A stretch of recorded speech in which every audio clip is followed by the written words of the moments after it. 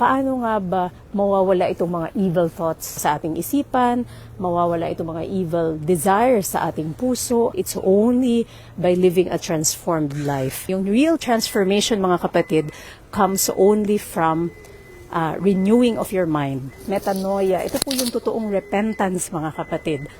Dito po nagsisimula ang totoong pagbabago, mababago yung iyong isip, mababago yung iyong puso. That only happens, mga kapatid, when you realize, first of all, na hindi mo yan kayang gawin on your own because you are going to always be sinful. Yan ang nature mo. And ikalawa, na meron ng gumawa niyan para sa iyo.